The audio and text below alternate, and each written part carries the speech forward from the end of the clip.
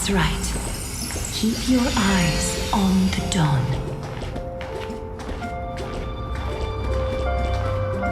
Onward. Show me your courage.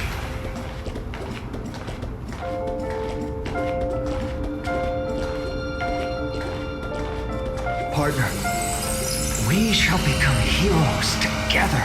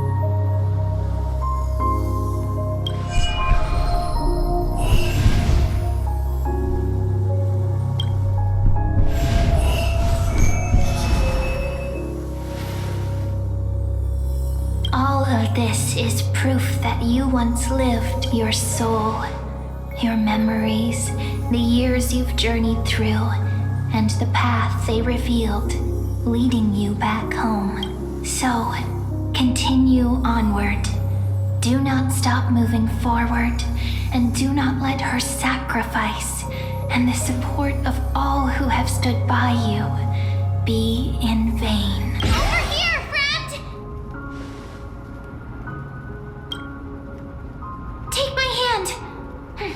Let's go home.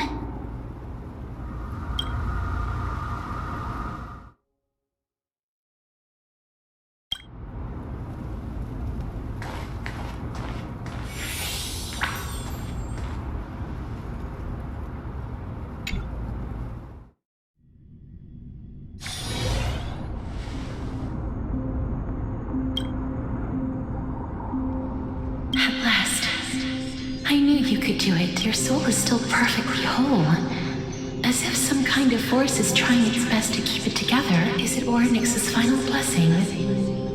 Or is it a miracle of your own? It's truly incredible. Such a strange surge of familiarity. So hard to describe. Perhaps it is fate. Once again fulfilling its own design. Or perhaps it is the laws from beyond the sky, so familiar to you, that intertwined our fates long ago. It seems that this is a riddle which cannot be solved anytime soon. The sensation of becoming a demigod is truly wondrous. It's as if the river of souls is winding its way through the depths of my spirit, transforming with each breath into a fine rain that nourishes the world. Do you recall that prophecy? At the end of the sea of flowers, the souls of the living shall warm thy fingertips, and after an embrace, there shall be eternal separation. I promised you that I would do everything in my power to give it another meaning. Now, as I stand as a demigod and destiny draws to a close, I can finally end it in a way that is as beautiful as it deserves. The wish I once sought, but could never grasp is now within reach. In this brand new world, every blooming life will lift its arms in celebration and recount the profound meaning of this very instant. Every touch, every embrace we share will never again be an ice-cold loss. They will radiate with an intense warmth, sowing love far and wide throughout the land. The other shore is very cold.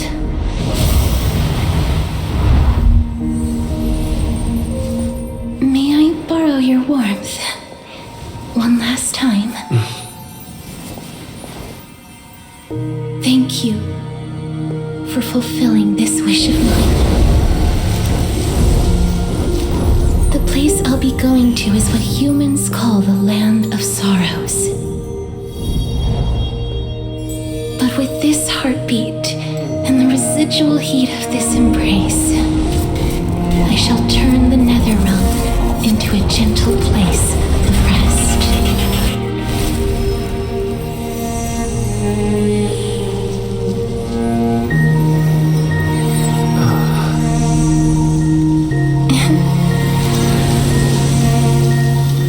This embrace may be brief, but it's the proof that I once lived.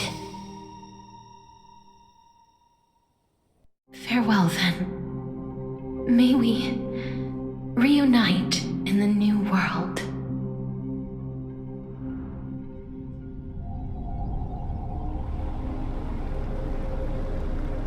That grand and absurd performance was what you've been seeking your whole life? I gave up everything in search of truth. And it culminated in this very moment. You, on the other hand, performed as I expected. You did not hesitate when you saw the chance to attain power. It's as if you... Crave power, like a fly craves rot. Those are your words, not mine. But what you said at the end, did you already know what I had planned for Finan? I may have lost an eye, but my vision is clearer than anyone else. You've nearly exhausted your humanity. You're no different from my current state as a walking corpse. That's true.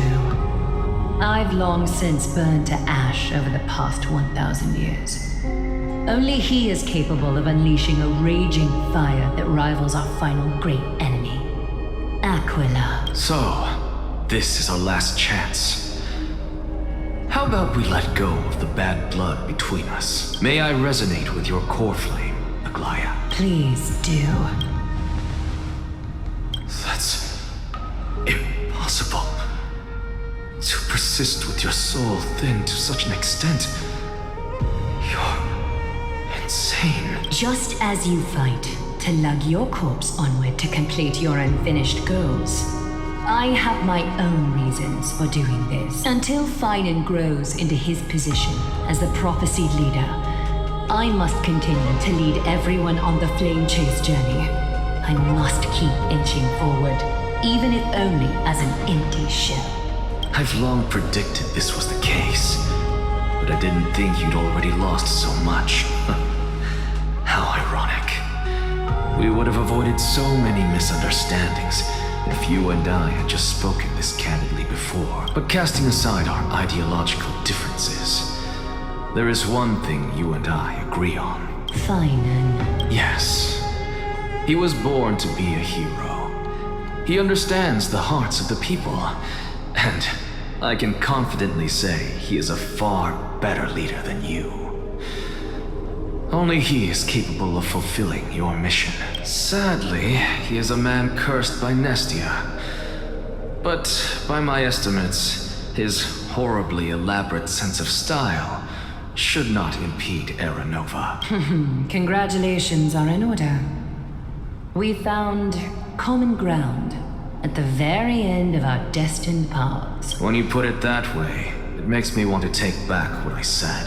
Aglaia, we're back. Come welcome our great hero reborn from the ashes. I hope he didn't hear your earlier assessment. It wouldn't be the first time I criticized him. A man should be aware of his own shortcomings.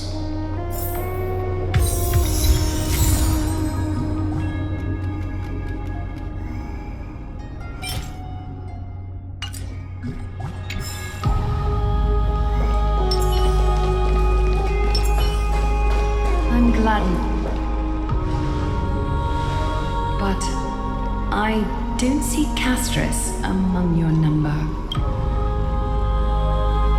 It looks like she not only helped me prove my theory, but helped you fulfill your mission as well.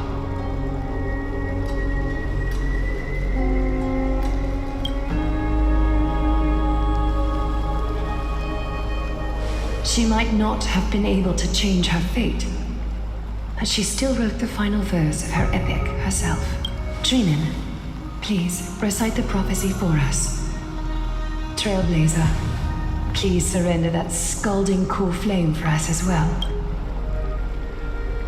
You are the only life she ever saved by her own hand in her 1,000 years on this earth. I believe no one is more qualified for this noble task.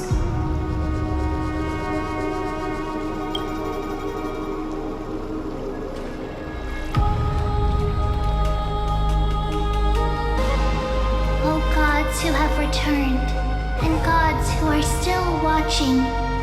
Today, we bring you a soul laid bare, the hand of shadow, Thanatos. Remembered their name from the past. From daylight they came, and to their fragrant dwelling they return, to walk now among your ranks. And there was one who joined hands with the Titan, a traveler risen from the dead and reborn among mortal kind. He is the everlasting night, and shall now proclaim in his good name, O majesty of the 12 Titans, pillars of the world, we seek your divinity to mend the rifts of the world, fill our bodies with blood of gold, till we wither in willing service to the prophecy. Step forward, Trailblazer from beyond the sky, and together with us, surrender the core flame and carve their star into the sky.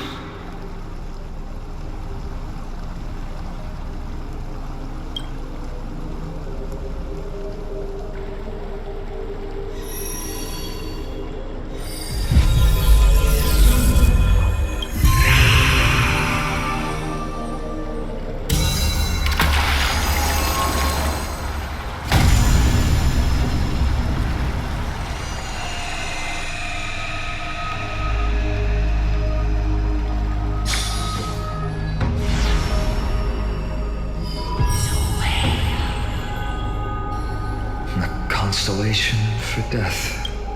For life and death, to be more precise.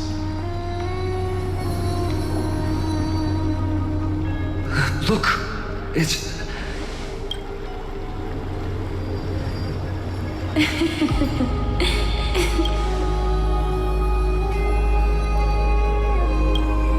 No, it's only a divine echo. I think she's here for the trial.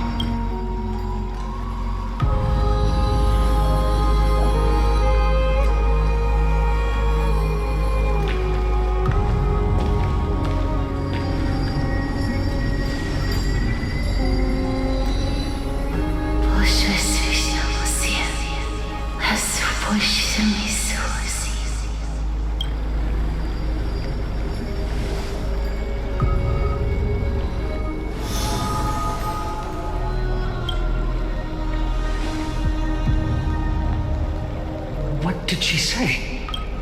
That's the language of the Titans. Castorus...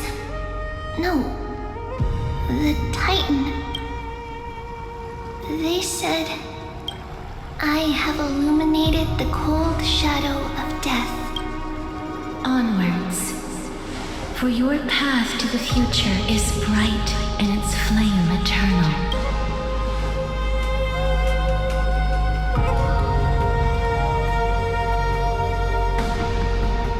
Do not forget.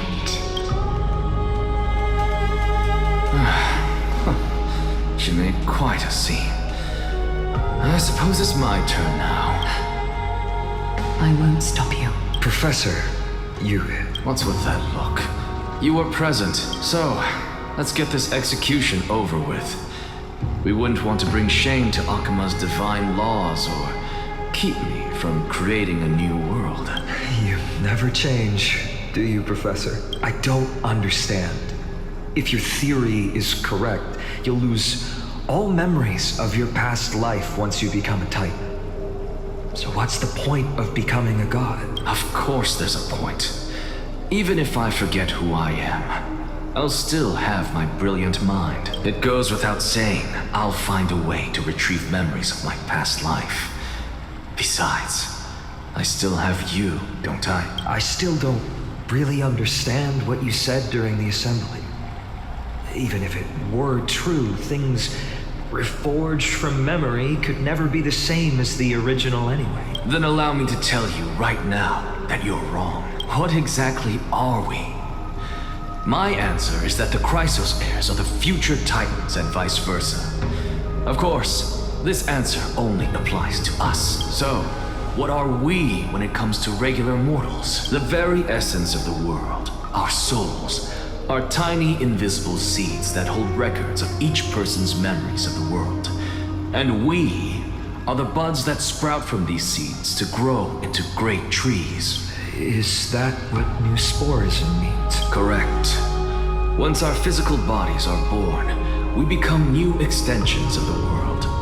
From there, we plant our seeds into someone's memories and then scatter them into the hearts of countless people in the future. Just as seeds are affected by their environment, so too will our appearances differ across memories. But the partial memories we carry will always be the same, because that is just how the world is. To destroy our very existence, one must destroy the world itself. But we have someone who will still live on with his perfect memory. That person is you, child of Kefali. This is what it means to be the world-bearing Titan. So, carry everything of this world and live on. Don't disappoint those most precious to you. Don't disappoint Lady Goldweaver, and especially, don't bring dishonor to my theory. Alexa, I swear to you, I'll lead everyone to our reunion in the new world. Good. That is all I have to say. Farewell, everyone. May we meet again in the next life. Farewell, great performer. May Circes safeguard your thoughts. Are you satisfied, Honorable Titan? Very. I hereby swear I have borne witness. Anaxagoras of the New Sporists and the Grove of Epiphany has successfully overcome the trial of reason. Thus, I shall confer upon you these words. You shall transcend the peaks of purity and return to corruption and hardship. Oh, so that's a god's prophecy. It sounds like you just rephrased my past, present, and future. Oh, Circes. Is that all you've got? Well, you've already transcended the peaks of purity, and you were never the type to give me any leeway. That is true. But I do still have one question. I knew it. What is it? Maybe we're thinking of the same thing. As you've so boldly stated, we and the world itself live on through the memories of others. If that is the case, whose memories did the very first new spore sprout from? How should I know?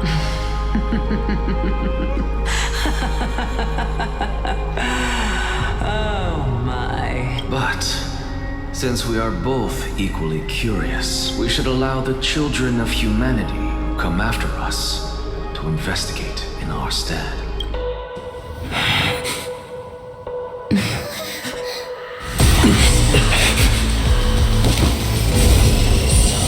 Rejoice, Circes. I will sow the seeds of suspicion in the new world with your soul! And now, the objective is complete. That is all.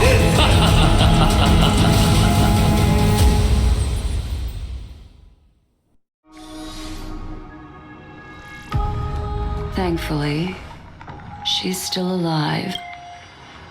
Was March 7th also in this condition when she was first rescued by the Express?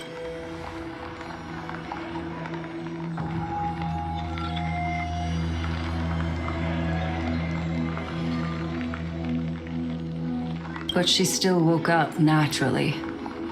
Looking on the bright side, that might happen this time as well.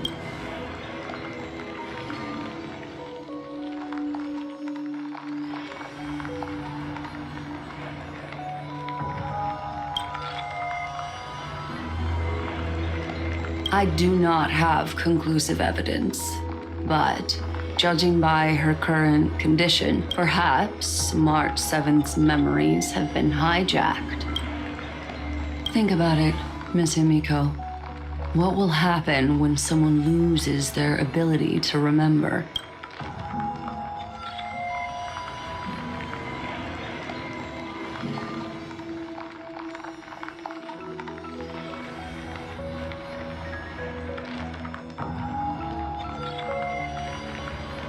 Unfortunately, short-term memory is an entirely different concept from the inability to remember. Perhaps it is difficult for you to imagine, but an individual who has lost their ability to remember turns into nothingness. The belief of the Garden is that everything in this universe can be interpreted through memories.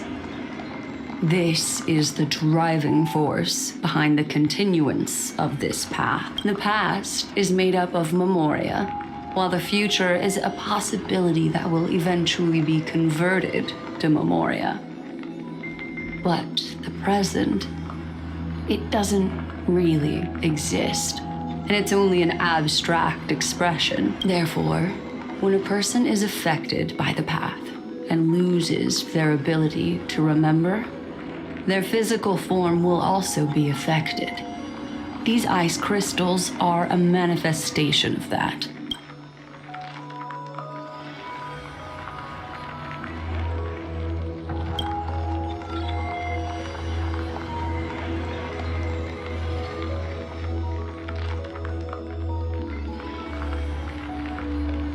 Is Miss Himiko suspicious of me?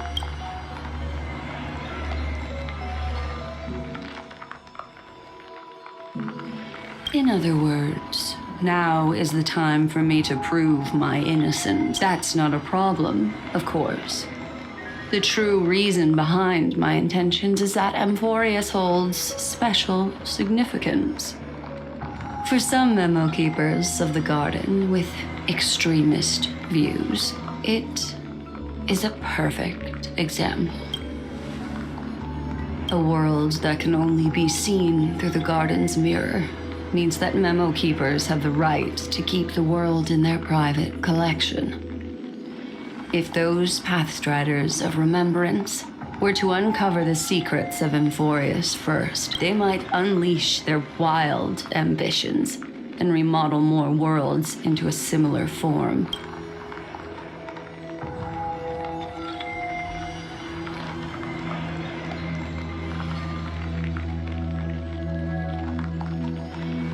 I chose to remain quiet before, because I did not want to involve you in the Garden's internal conflicts.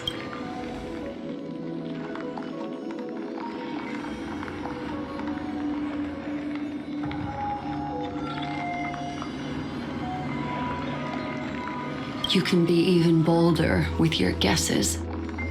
The people that I'm talking about, they aren't just individuals. They are an organization that has already attached itself to the pinky finger of Fu Li. I cannot be certain, but at the very least, they are capable of doing so. I am deeply sorry about what has happened to March 7th, but the deal that I propose still remains a fair one.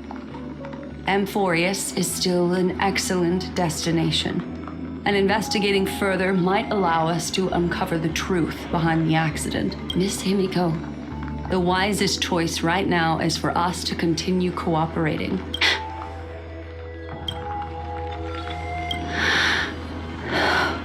Let me take back a part of what I said just now, Miss Himiko. Although we indeed struck a deal, it seems like I have involved you in some unforeseen danger.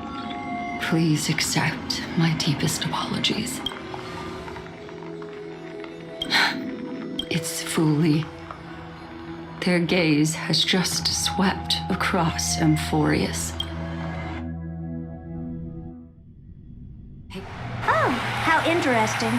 I never expected a mere memo snatcher to be actually hiding so much inside her head. What's even more interesting is that the word Amphorius has appeared in her subconscious. This lady seems to be having fun. Is she usually like this? It's, hard to explain. What are you two whispering about? Has it not occurred to you that I can hear everything clearly? Please pardon me, Madam Herta. Would you mind sharing with us what you've discovered? The ones who need help are the Astral Express. You will have to put up with my methods, even if they are rather unconventional. Let's get back to the topic. By using the fourth mirror, I rummaged through the brain of this memo snatcher and learned a good deal. Not only does this person know of Amphorius, but there are also many memo keepers who are interested in the place. I searched through her consciousness and found the following terms: the Eternal Land, the Rejected Land, and the private collection of the Garden of Recollection. It seems like Miss Black Swan is indeed hiding some things from us. Since I'm not able to find any useful clues from the outside, why don't I personally visit this mysterious Amphorius? You're planning to head to Amphorius yourself? Yes, but not in the flesh like you all foolishly did. See these Herta mirrors? With them, I can project my data spirit entity to any corner of the cosmos through spatial warps, without even needing to leave my room. But of course, these corners of the cosmos must be within the coverage zone of inter-astral peace communications.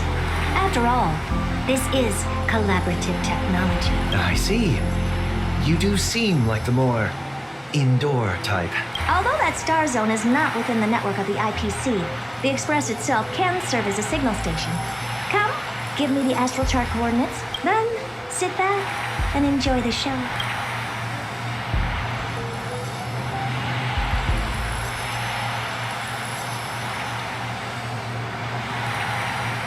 All right, now that everything is ready, mirrors, get to work.